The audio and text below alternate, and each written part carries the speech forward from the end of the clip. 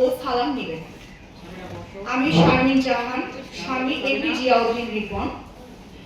আমার স্বামী এমডি জিয়াউদ্দিন রিপন একজন অরাজনৈতিক ব্যক্তি, কখনই কোনো রাজনীতির সাথে জড়িত ছিলেন না। আমার স্বামী বাংলাদেশের স্বনামধন্য শীর্ষ গ্রুপ অফ কোম্পানি যমুনা গ্রুপের অন্যতম অঙ্গ প্রতিষ্ঠান যমুনা ইলেকট্রনিক্স অ্যান্ড অটোমোবাইলস লিমিটেডের সিনিয়র জিএম কর্পোরেট সেলস পদে দীর্ঘদিন যাবৎ যমুনার সুনামের সাথে কর্মরত ছিলেন, যার ওপর অর্পিত আছে উক্ত কোম্পানির বাৎসরিক প্রায় 100 কোটি টাকার ব্যবসা।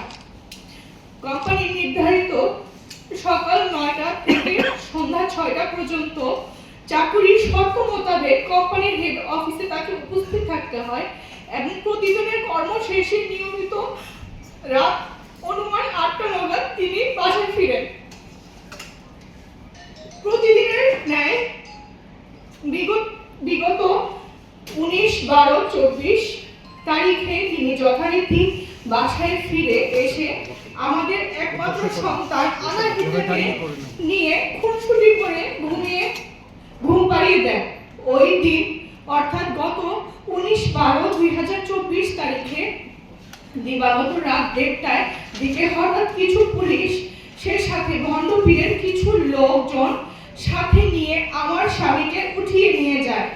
পরে কাফরুল থানায় গিয়ে জানতে পারি গত 19/7/2024 তারিখে ঘটনাকে কেন্দ্র করে একজন ভুক্তভোগীকে দিয়ে আমার স্বামীকে 1 নং আসামি করে আরো 7 জনকে এজাহারভুক্ত আসামি করে তার সাথে 100 থেকে 150 অজ্ঞাতনামা আসামি করে গত 10/12/2024 তারিখে কাফরুল থানায় মামলা নাম্বার 9/12/24 ধারা 147, 148, 149, 326, 307, 109 এবং 34 দণ্ডবিধি দায়ের করে। আমরা পরের দিন বিজ্ঞ আদালতে জামিনের জন্য গেলে প্রকৃত ঘটনা জানতে পারি। মিরপুর 6 এ ব্লক সি রোড 7/2 এ আপাতত একটি বিল্ডিং এ পীর সাহেবের জোরপূর্বক দখলের চেষ্টা করেন।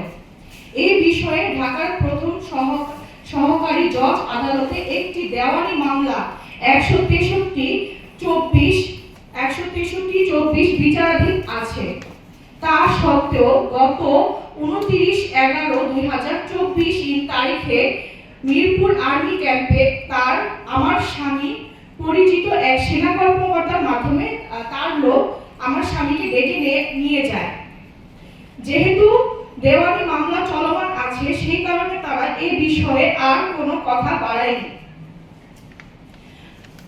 তারপরে গত 10 ডিসেম্বর আমার স্বামীর বিরুদ্ধে এই মামলা দায়ের করে 19 ডিসেম্বর তাকে গ্রেফতার করে। এ পর্যন্ত অনেকবার বিশিষ্ট আইনজীবী নিয়োগ করে জামিন শুনানি করেও কিন্তু কোনো লাভ হয়নি। ইতিমধ্যে বিভিন্ন লোক মারফত আমাদের জানানো হয়েছে যে কোনোভাবেই আমার স্বামী জামিন পাবেন না, কারণ উক্ত ভণ্ড পীর সৈয়দ এম সাইদুর রহমান আল মাহবুবের হাত অনেক লম্বা, যে ইতিপূর্বে বিতর্কিত দেওয়ানবাগী পীর সাহেবের ক্যাশিয়ার ছিলেন বলে আমরা শুনেছি। তার পক্ষ থেকে জানানো হয় যে সিএমএম কোর্ট থেকে সুপ্রিম কোর্ট এমনকি অ্যাটর্নি জেনারেল কার্যালয় পর্যন্ত তাদের লোক রয়েছে যাতে আমার স্বামী জামিন না পায়।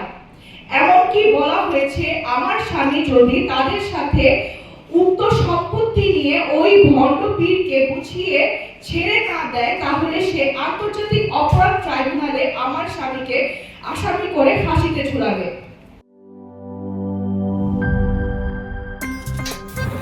আমার একটা স্মার্ট সিদ্ধান্তে 25% গ্যাসের খরচ কমেছে। ভাবছেন কিভাবে? সাধারণ গ্যাস স্টোভ বদলে আমি এনেছি আরএফএল গ্যাস স্টোভ। এর সাইন্টিফিক নজল ও ব্রাস বার্নার ক্যাপ সমানভাবে তাপ ছড়িয়ে রান্না করে দ্রুত, তাই গ্যাসও বাঁচায় 25%, টাকাও বাঁচে 25%। আরএফএল গ্যাস স্টোভ নিরাপদ ও গ্যাস সাশ্রয়ী।